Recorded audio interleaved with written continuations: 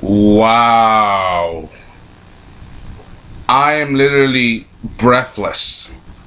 I just witnessed it. What I just witnessed is probably one of the most shocking moments and epic that I've ever seen. And I can't believe this happened. Hope you enjoyed this watching this. I'm Sullivan Adams, my latest review on The Legend of Korra series finale, season 4, episode 12 and 13. Oh my god. This was such an epic finale. It literally leaves me breathless. It's not just because of the whole episode, but the way it ended. I'm like, wow. I am literally, my jaw is literally dropped. Literally. I am breathless at what I'm about to say. Alright, starts off that now that Kuvira has invaded Republic City and she's willing to do anything and anything that's necessary to literally make sure that Republic City is ours. I mean, Raiko already surrendered. She even aimed in the spirit cannon at Batar. At Batar Jr., the man she supposedly loved, but didn't work out.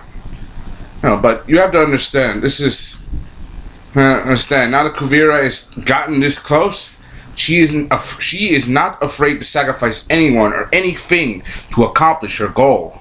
She is this close to winning. Yet Team Avatar has not been completely out. They're not out of the game yet. They managed to survive, and this is just this episode is called Day of the Colossus, because it is true. I mean, hello, last week, I started a campaign. What do you think you should name the mecha suit? Like the Earth's Empire Titan or Colossus? And what do you think? The Colossus. Well, now that it's been called the Day of the Colossus, then that's what I'm gonna call it, the Colossus. This Earth Empire Colossus and its trembling might has proved that it's the ultimate weapon. However, you have to understand this. Even though it's a weapon, it's still a machine. And machines can be taken apart. Alright, and they need help to do so.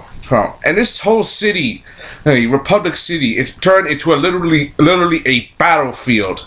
You have airbenders on one side, like Korra and her team, Korra on the other, Bolin, Mako, Lin, and doing the rest. And when you got Varric using what's left of the hummingbird suits, along with Julie and Asami's help do this and to help take them down. In fact, Orochi Sato even makes a return, only to have himself get. That was literally one of the most epic. Right, and remember, Orochi Sato may have done so many horrible things in the past, but he did care enough about Republic City to help, and he did care about his daughter. After all, one of the reasons why he signed with the Equalists and Amon is because he wanted to get rid of benders and rule the city without any bending law. I mean, in a way, saving his daughter and dying was like, a recompense. This whole episode itself is like really one epic battle, because think about it. You have a giant robot rampaging the city, all kinds of people with powers doing their best to slow it down, and they're trying their best. They're doing it on every front. And FYI, if I don't mention now, someone else will mention this. Varric proposed to Julie. He proposed to her right in the middle of battle and getting ready to fight. I'm like, and I can't believe Julie willing to accept, even though he did treat her like crap for a long time. I'm like, wow. At least we know you got one happy ending. One piece of happy ending. But you have to understand, this episode is very unique, very specific, and very hard. It's also should be considered a masterpiece, because this is a 2-part season finale in The Legend of Korra. This is just the first half. The second half is, and you have to disable this thing, this mecha giant, the Colossus. And like any weapon, it functions on joints and machines. However, you have to understand that this thing, you're hitting it from the outside. Sometimes to destroy something, you have to destroy it from the inside, which makes sense in battle. sense. For example, you have to treat like Orochi's old words. You have to treat it like an infection. You know. But this whole epic battle. Oh, this epic battle changes at one point to another, to the point where it makes shocking conclusions. People almost dying. We even thought that we were gonna lose some of our favorite characters, but we didn't. But this whole episode was an epic. People stepped up. For example, Prince Wu, even though he was determined to become king of the Earth Kingdom, but he knows he has to make a bold new decision. Like I said in my earlier videos, the only way this prince can learn any respect is by learning through humility and by living among common people and learning some valuable lessons. This kid actually gotten smarter. You know, he kind of is kind of a spoiled brat. But let's just say being him comes with benefits. And so finally people respect this kid. Respect Wu. And now he's kind of a character you kind of want to like. Sort of.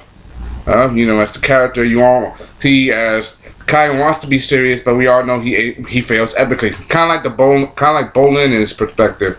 And speaking of Bolin and Mako, these boys, even though they have grown apart, even though they have had their ups and downs, I mean, we've seen them through thick and thin. I mean, they were pro benders and they were losing their shot until they met Korra.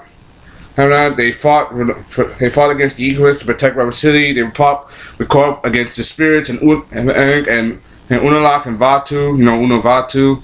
And they fought against the Red Lotus, and now they're fighting now against Kuvira's army. Even when Mako and Molin are jumping headfirst in the battle, they never forget their brothers. Yes, they never do. And this episode itself, so many things changed. Like, for example, Republic City is literally, like I said before, a battlefield. Destruction fire. As the city is hardly recognizable at the end of the second episode, which is the last stand. And Korra finally having their epic battle inside that machine. It's gonna be one of the most epic and unique battles. You have to understand. Korra has the Avatar. Has struggled with everything she could. However, there's one thing she must understand. She sees part of herself in Kuvira. She's headstrong, confident, and willing to jump first in the battle, and means getting what she wants. I mean, that's what, and this is Korra's own words, not mine. But Kuvira, even though she was a power-hungry dictator, the only reason why she wanted to do this because she wanted to make sure that her people were free and happy. Even though she did it the wrong way, that's what she thought. That's what Kuvira really fought. And trust me, there are surprises in this episode that you want to see with your own eyes, which is I'm giving you very little detail. Trust me. And Korra realizing this, she has to understand. And as the Avatar, her job is to protect the world. And like Aang and before, or any of the other Avatars, she never killed anyone. Except for Kyoshi, she nearly crossed the line in the Conqueror, but he fell to his death. But that's a whole other story. And the way the series ends, it leaves you with such a cliffhanger.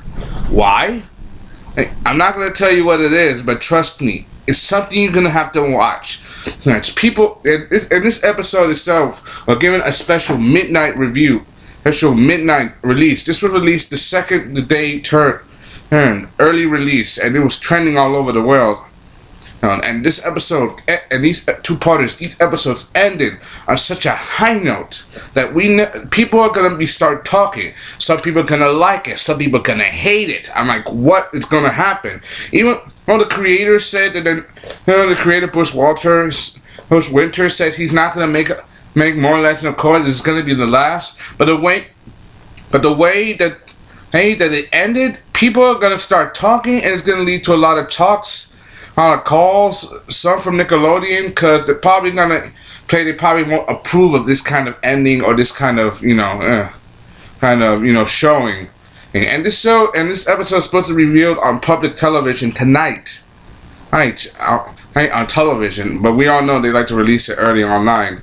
And Nickelodeon people, they're gonna rally behind this. A lot of controversy is gonna come out this because it's such a dramatic decision, it's such a dramatic change that we never saw coming.